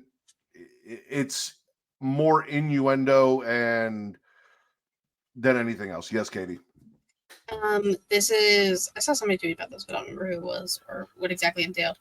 It's very kind of similar to AJ Lee's run in WWE when she was kind of in a relationship with Daniel Bryan, but then like wanted CM Punk, and then was like making out with Kane, and it was like that kind of thing that was going on. She was just like jumping on Kane and making out with him. Like, it's kind of I've seen similar. Vince McMahon do similar, if not worse, things on TV, live on air with Tori, Stacy, Trish. The list goes on. In front of his wife, who was in the ring, as part of a story. And looking back on it now, we're like, yeah, no, that wasn't cool. That was bad. That was terrible, blah, blah, blah. There was an angle where he roofied his daughter. Yeah. Well, he didn't do it, but he wrote an angle where his daughter got roofied. Like, it's wrestling. It's a TV show. And that was my standpoint. You know, like, that was my thing going into it. Yeah. But, that was Will's? His turn. It's his turn. Okay, Will's. This will be our last 2 more rounds. And then we'll Okay. call it. I'm gonna take this one off the table then, and I can't believe it hasn't been brought up yet. I'm swallowing the I Quit match between Cody Rhodes and AJ Styles. And I know a lot of people are shitting on it, and I did too. The whole what happens when the dog catches the car thing, like what's a convincing story that can make Cody seem, and they're doing a damn good job of it. They're having him defend the title in house shows. They're putting an emphasis on making him defend the title in house shows, so he's a working champion. And now he's got this cool ass story with AJ. So I'll eat crow a little bit. You know what I mean? Like, I had no problems doing it. I said, if you prove me wrong, I said the same thing about Punk. Did I not? I said, I shit on Punk. And then I finally was like, you know what? If he's going to show up and be good for business, I will support Phil Brooks. Then he threw in the whole thing you did a few months ago about the C word. And I was like, fuck, man, am I really a CM Punk guy? And then 3 nights ago, I had a fucking dream where me and Al bought me a CM Punk hoodie. Like, what a dream. It's been a weird fucking year for wrestling, reality. guys. Weird fucking year for wrestling. I love when I'm like, everyone's like, what do you do? And I'm like, just fucking give him a chance. Like, there's a lot of talent. Cody is good. Cody will be, because I've seen, like I said, Chris from Heels for Life, Cody's not delivering on the promises made, blah, blah, blah. I'm like, dude, it hasn't even really, it's been a couple months and they're building to something. And now we're here with AJ. Like, we built to it. And now, like you said, it's good shit. I Quit. Fucking AJ, the swerve, the OC is back with the meat chin is punching Nia Jax in the mouth and throwing drinks on her for Jizzy. I don't know why I just did that, but anyway. Voice crack and all. I just need you to get on the Punk train. Anyway, Nia punching Nia in the face over saying AJ's name, being like, you should. You do tend to make men crack. She just be like, you should take a page out of AJ's book and retire. And then she's like, don't say his name, and starts whooping. Like, all of that, enjoying all of that's good shit. Love Nick Aldis being like, Cody, sit your ass down. Alan's on his way. You cannot fight him. Nick Aldis had a rough night on SmackDown. He had a very rough night. But he held his own. That's my general manager. Fuck on Pierce. Nick Aldis. Shout out. Scrap Daddy, Adam Pearce versus Nick Aldis in one last match. I would put money on it. Adam Pearce says he wants one more. I think they're going to go head-to-head at Survivor Series. I said that when Nick Aldis became the GM of whatever, and I was like, oh my God, say less. I'm in. And like, fuck it. You want brand warfare.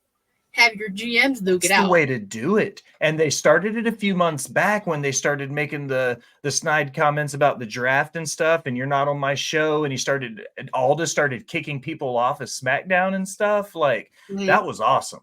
I love the idea of them building that brand warfare. And Scrap Daddy says he wants one more. He's a former 10 pounds of gold NWA.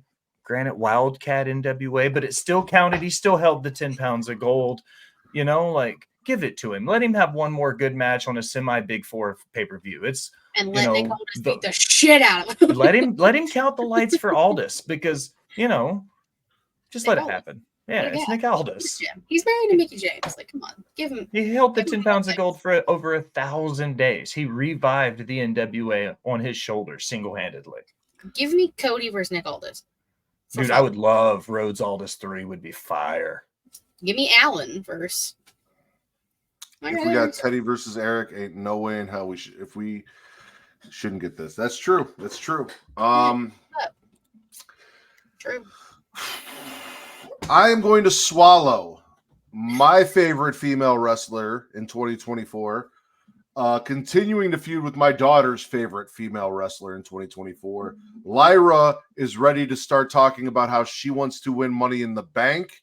And Io comes out of nowhere and just starts beating the shit out of her.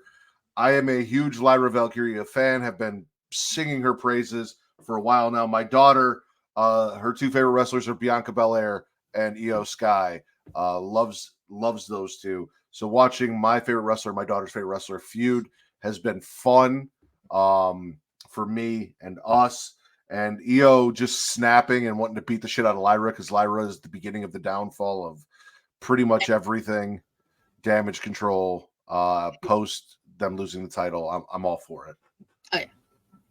Hell yeah. It's great. Io's gone off the deep end. She's losing her mind. Dakota's like, yeah, it happens. Kairi Sane's like, she okay? Like, she is not okay. It makes you good. And Asuka apparently had knee surgery or something. Yeah. Well, she had knee issues for a long time, but she was still like busting her ass through it. And so then when they finally lost the title, she was like, oh, thank God, I can go get this fucking taken care of now. So yeah, so she's chilling in the hospital right now, knee surgery. Katie, spit or swallow? I'm going to. Okay, I brought her up. I'm going back to SmackDown.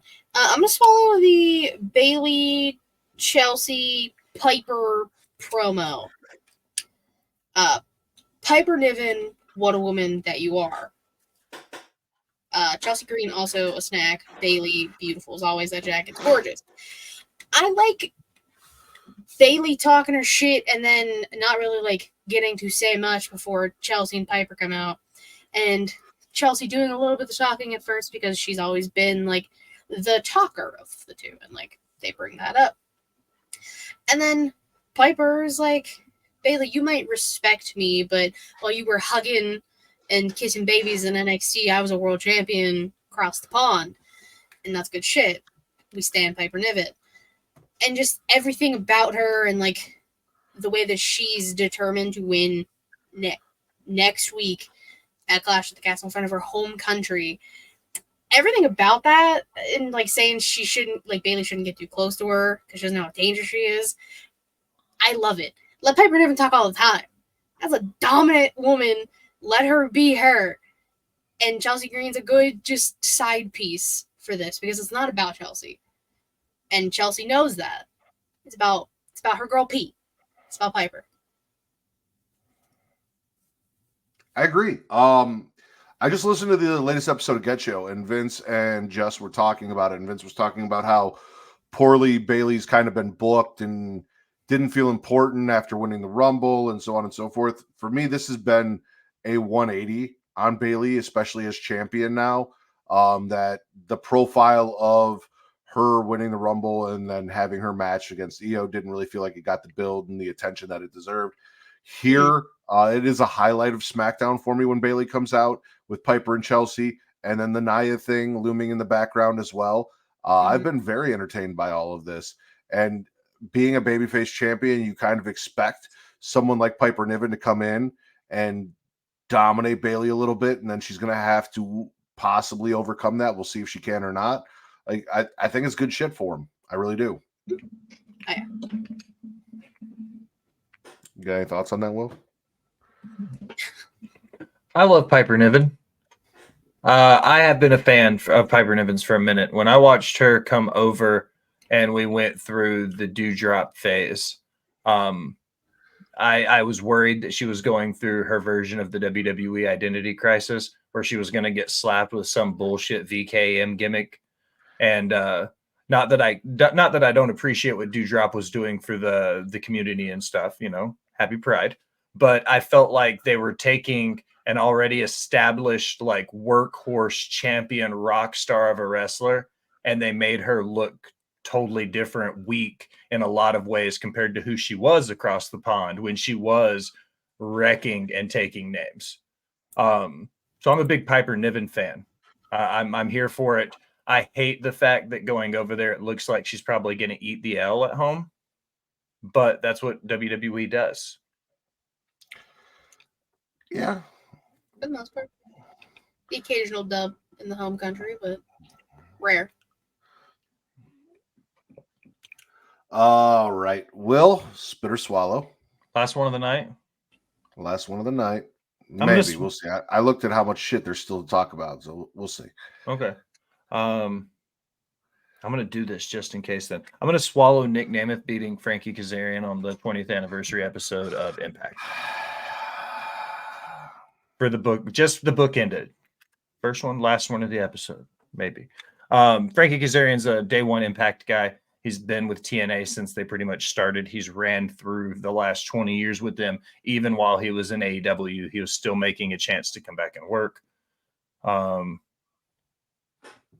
a lady needs to win the Universal title would be huge. That would be wild. I think Rhea is the only person that would be even close to being that level of big, though. Charlotte, not a chance. I've always said that Charlotte's ready to wrestle the men, that she has done everything she can in the women's division. I'd probably say like the IC title, a mid-card title.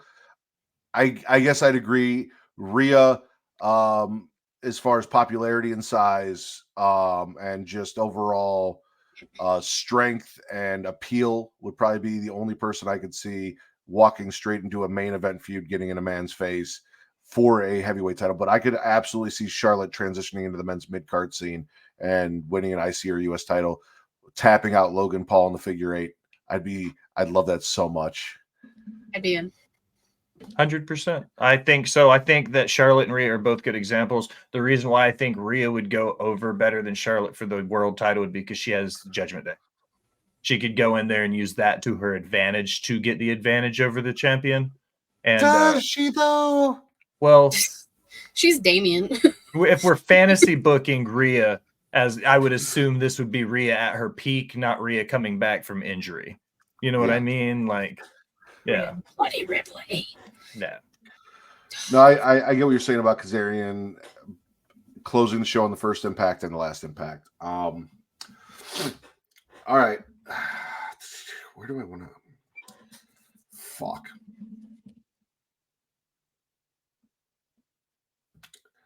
Street Profits and KO and the Bloodline on SmackDown. Solo, after Paul Heyman comes out and does his damnedest not to sound absolutely terrified as he explains to us who the new members of the Bloodline are and what the dynamic is. KO comes out, does KO shit, and Solo tells Paul, you either get us a 6-man tag team match tonight or you're going to wrestle Tama in the main event, which is fucking terrifying for Paul Heyman. They do get the 6-man tag team match made, and the Bloodline destroys Kevin Owens and the Street Profits, puts KO through the announce table. This is what I want to see from them. I don't need them to go out there and necessarily win all of the matches. I want them to go out and just fuck people up and leave people laying in heaps of bodies and piles. I need them to be dangerous. I need them to be, I want to see from them what we saw from Nexus when they debuted, where they're tearing up the ring and they're tearing up the ringside area. I make them feel as scary as Paul Heyman is telling us they are. Put someone on the shelf, like do some shit. Make them feel like the threat that Paul is claiming them to be. This is a good start. Smash motherfuckers. Unrelenting. Yeah. All right, Katie. Me. You have the last one of the night. And there are two very Katie things on the docket still. Mm-hmm. There are. Which one are you going with? You wanna fight about the Alpha Academy before we go off air? Or you want to talk about Carmelo? I don't know. Do you want to fight about Alpha Academy? We will fight about Alpha Academy until Otis mans the fuck up and does something about it. So.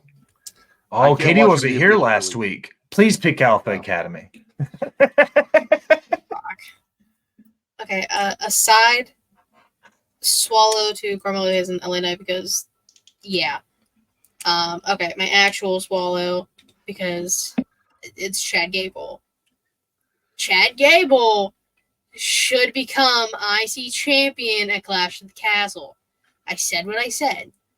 I don't even know if that match is actually official or not, but I want it to be. I don't remember Monday at all. It's been a long week. Having the Alpha Academy come out and be like, Maxine reading off the cards, telling each of them like at their lowest. Cesaro was a ninja backstage. Otis is a child who couldn't hold on to a briefcase. Maxine's a Barbie or a wannabe Barbie. Barbie knockoff. Barbie knockoff. Sammy trying to be the good guy and like, oh no, you guys deserve better. Which, like, yeah, get rid of y'all can leave and make room for the Creeds and Ivy. Like, leave. Y'all can go. Go ahead. Bye. See you later. You can keep them together as a trio. Why the fuck not? I don't care. But like, it's the points to where like I'm over it. I want Otis to just like finally do something and stand up. He got close. Like actually do something. So then that can implode and I can get what I truly want out of this, which is Team Angle 2.0. And Chad Gable with the IC title.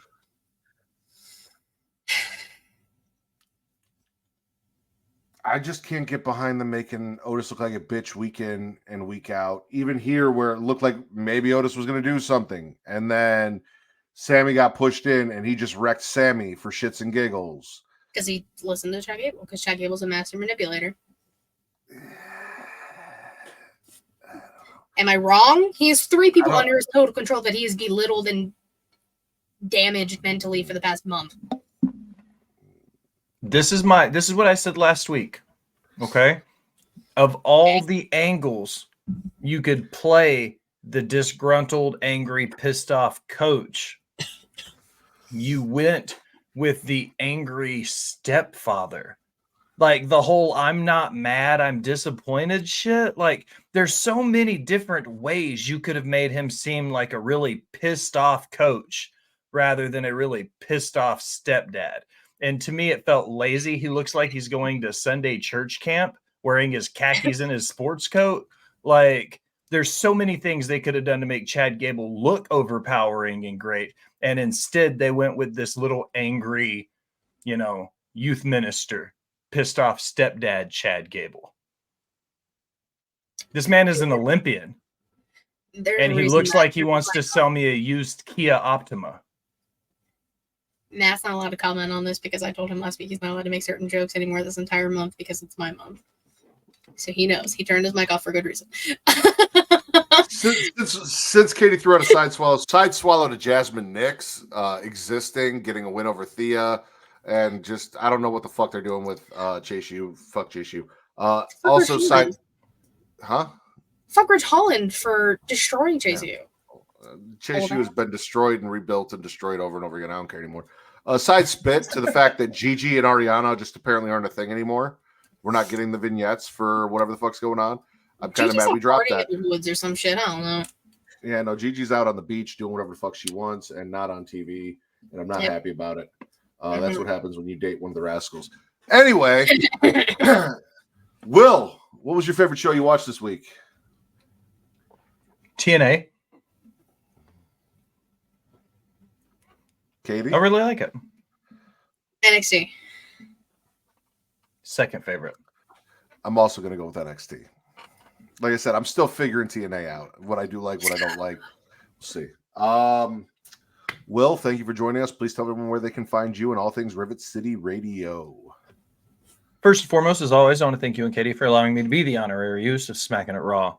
If you're interested in my shenanigans elsewhere, you can check my link tree in my bio. Anywhere you do anything on the internet, you'll find what I do for Rivet City Radio, Off the Top Media, World Championship Wreckage, and Botch Bots and Chair Shots. You'll also find my writing profiles for Last Word on Sports and The Sportster. Katie? You can follow me on Twitter, GatorWrestling13, the link tree, remember I take all things She Elite Showcase, twitch.tv/She Elite Showcase, and youtube.com/She Elite Showcase. Typically Thursdays, 6:15-ish EST. We will be back on Thursday this week. We went Wednesday night because Savannah was going to Dallas and all that fun stuff. Yeah, it's Pride Month. Support your local gay.